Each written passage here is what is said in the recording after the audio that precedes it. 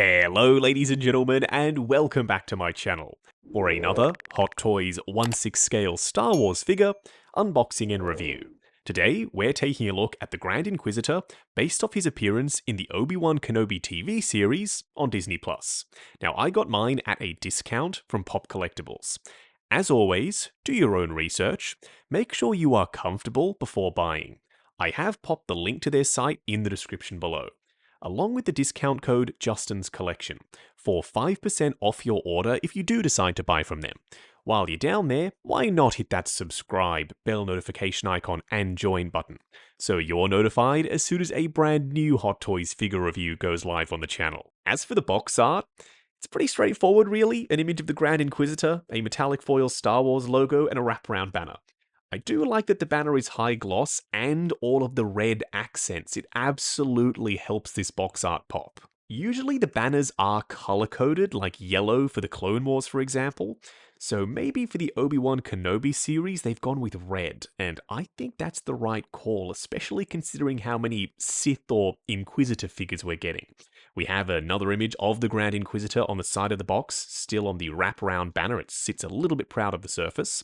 Then the rest of the box is done in more of a satin finish. Around the back, warnings and legal information. Nothing exciting, unfortunately.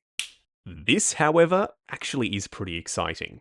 I know it's a Disney and Lucasfilm mandate that companies like Hot Toys can't use figure photography like this on the front of the box because they want all high-end Star Wars products to have the same style of packaging.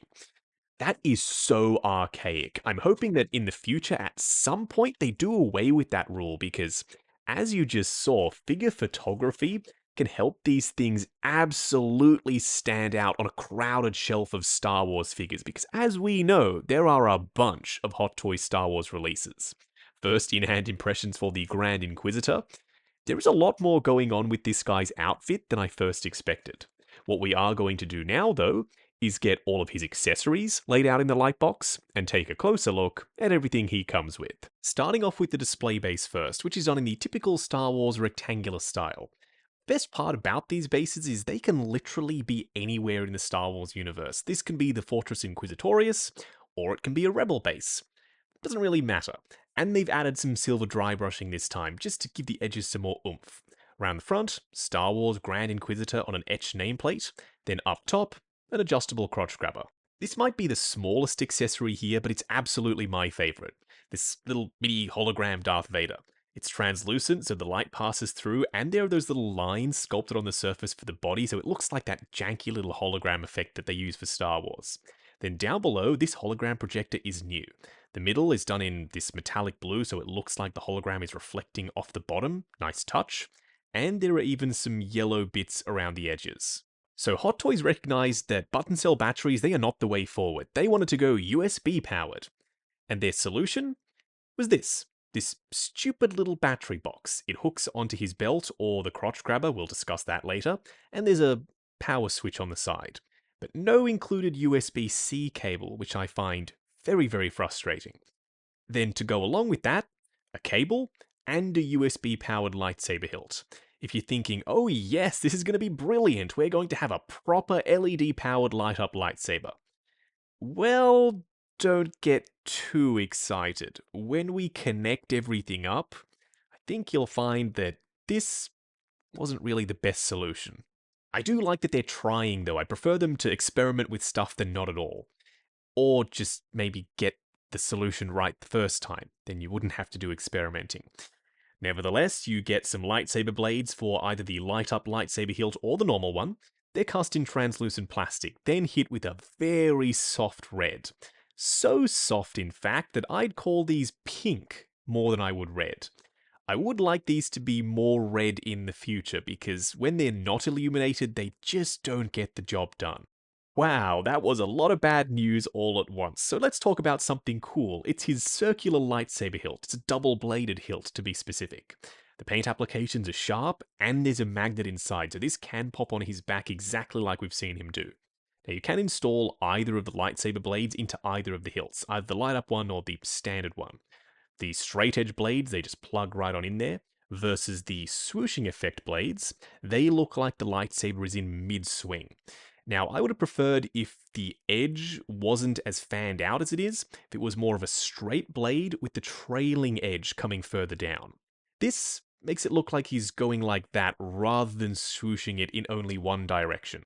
And lastly, we get gripping hands, one closed fist, one force push hand, and just two relaxed open palm hands already installed on him. They are made of this quite soft rubbery plastic, so getting them around the lightsaber hilt shouldn't be a massive challenge. What we are going to do now, though, is get the Grand Inquisitor himself out here. Standing straight up and down in the light box, no crazy poses or accessories or anything like that. Well, that's not entirely true. I have popped the lightsaber hilt on his back, just to complete the look. I don't really know how I feel about this guy yet. My thoughts will have to develop throughout the course of this video.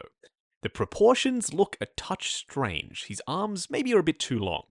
And he's portly in certain areas. Then again, you could argue that he's an alien, and if that's your argument and that's enough for you to get around the proportions, go for it. Absolutely fine. Now, the outfit is almost full fabric, which is great for posing, except for the armor. That's done in solid sculpted plastic, and it's got this satin finish over it. They have strategically added in some silver and red here and there just to break up that black armor and give it a bit more contrast. They've also done the same thing with the lining of the cape. The head sculpt from a distance does look like the Grand Inquisitor from Obi-Wan Kenobi, for better or worse. Up close and personal, kicking things off with the Grand Inquisitor's head sculpt. Now, I know that a lot of people were mad that he didn't look like his Rebels appearance with the very skinny, long head sculpt, like the Utapauans in Star Wars Episode 3 Revenge of the Sith. And I get that, but that should be more so put on the show appearance rather than the figure, because this is accurate to how he looked in Obi-Wan Kenobi. There's skin texture on the surface, not just painted, but you can actually feel that texture sculpted in. You've got the lines up top, and the light does catch them. The shadows rest in those crevices, so you can see them, even though it's quite a flat paint job in this off-white color. And you've got the markings on the forehead, plus the streaks running down his cheeks. And the likeness to me, I can actually see Rupert Friend in this sculpt, so even though it's quite alien, the likeness is there. He even has the little ear cups on the sides. The one big issue that I have with it is the eyes do make him look like a deer in headlights. Without putting any white either above or below the eyes themselves, it just looks like he's completely lifeless. This is a dead-eyed expression. The way around that would have been moving eyes, but this guy was announced before they started giving moving eyes to absolutely everyone.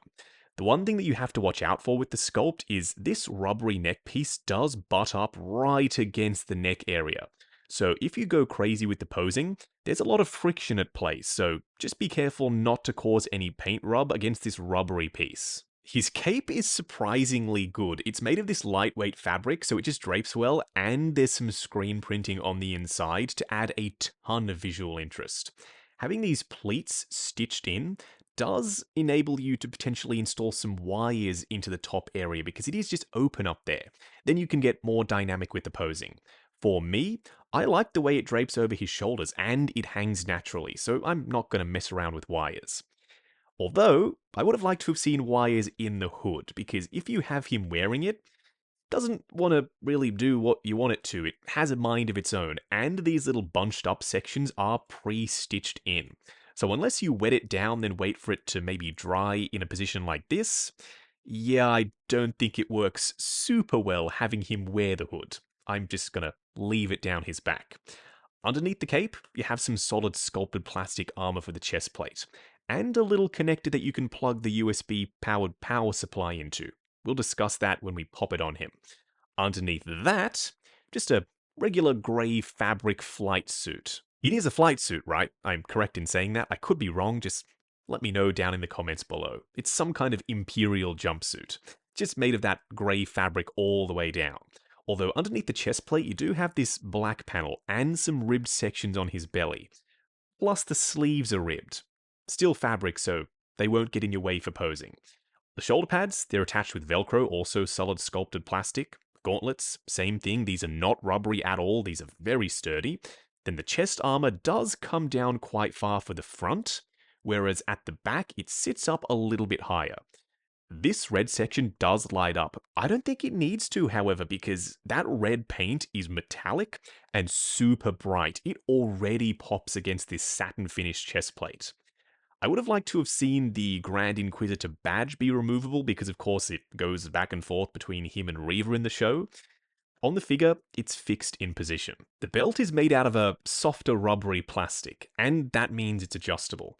It is more so meant to cover up the seam between the pants and the shirt, though, and hide all of the stitching, so just make sure you're grabbing the belt buckle and pushing it down to situate everything correctly.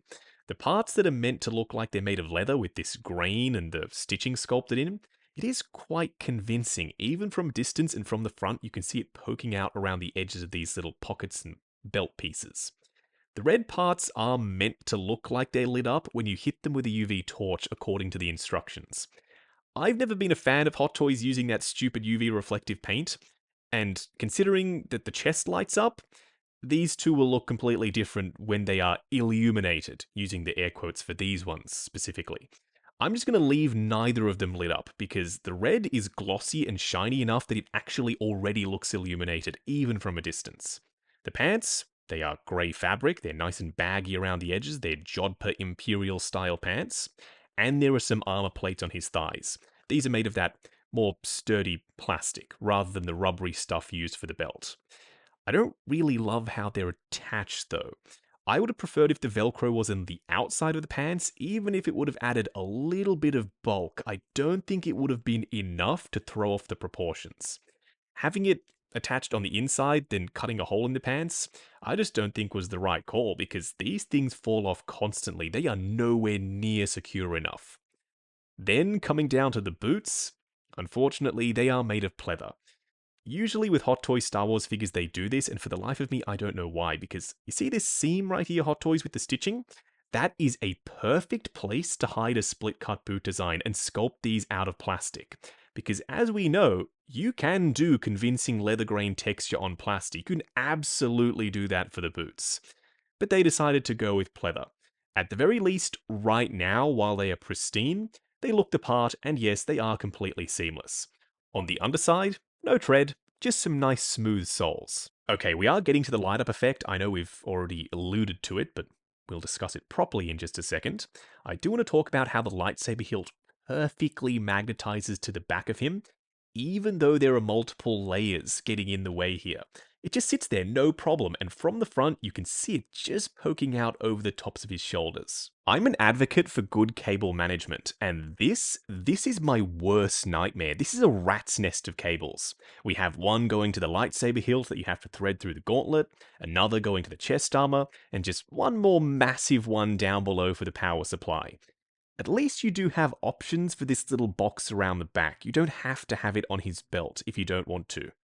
You can instead clip it to the crotch grabber arm, and now it sits a lot lower so the cables are even more visible. It's there if you want it. I certainly won't be using it, even though the other option, having it on his belt, is more restrictive for posing and you have to try and find somewhere to hide the wires, like, say for instance, tucking them up underneath this chest armor plate. I would much rather that than having him permanently tied to the display base with these cables sticking out of him. So it turns out Hot Toys USB-C powered lightsabers aren't even actually brighter than their button cell battery powered ones. They're quite bright towards the bottom, then they dim down towards the middle, then all of a sudden at the top there's a really bright spot of red.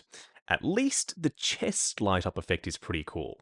Compared to a fusion reactor's LED light up lightsaber, for example, massive difference. Immediately you can tell that the fusion reactor's one is so much better. And it's not CCFL either. This is actually LED. So you don't have any of the drawbacks with CCFL, having that little dongle on top, and how they heat up and potentially melt the plastic of figures and things around them. I think the Fusion Reactors one is a massive upgrade. At the time of filming this video, they don't have a Grand Inquisitor saber hilt yet, but I hope they're working on it. I will pop their Insta link in the description below. Even with the studio lights on, you can see how bright the Fusion Reactors one is, and yes, I am using Darth Vader's lightsaber hilt for comparison. The cable as well is significantly thinner than the Hot Toys cable, so threading it through the gauntlet and managing the cable is going to be just that little bit easier. For a quick side-by-side comparison, on the left, Grand Inquisitor, and on the right, the Purge Trooper. also from the Obi-Wan Kenobi TV series. There is a shared design language here. It's not too in your face.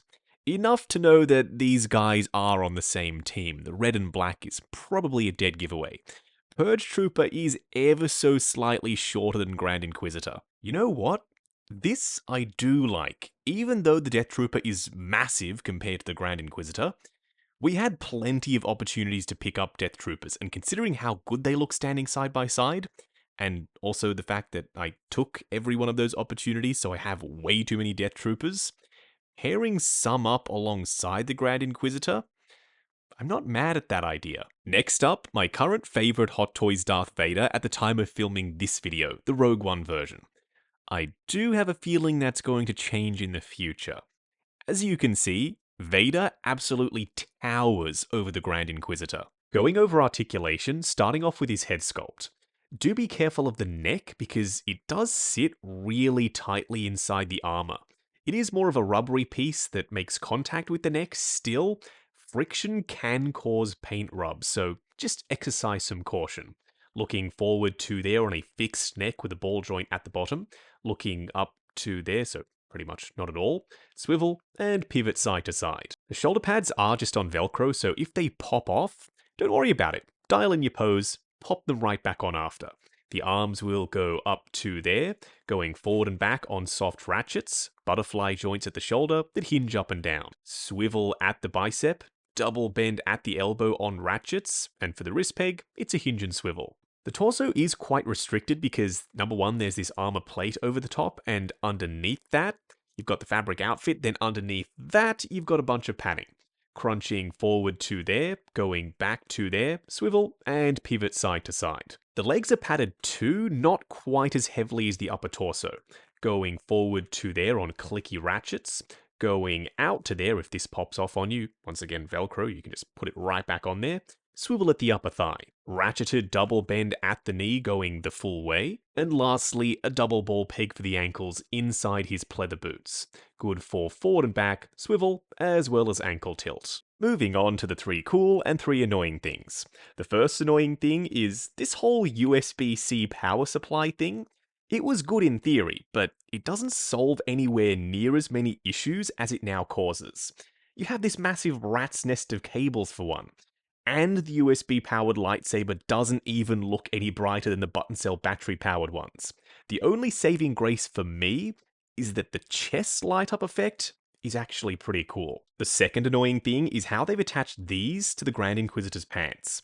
Instead of just going with Velcro on the outside, they've cut a hole in the side of the pants, and the hole isn't massive either, so trying to get these to stick on there when you're getting dynamic with the posing, it's going to be a chore, trust me, these things have fallen off on me multiple times already. The third annoying thing, if a character comes with a hood, even if they don't wear it in the original source material, they should have the ability to wear said hood. Permanently stitching in these pleats rather than going with a wired hood, I don't think was the right call, because now if you do decide to put it on, it looks absolutely terrible. The first cool thing, even though there are multiple layers of fabric here with the hood and the cape, the magnet for the lightsaber hilt is really strong, so it sits on the back no problem. I was worried that this wasn't going to work. It works so much better than I was expecting. The second cool thing is that we get to add Vader to our growing hologram collection.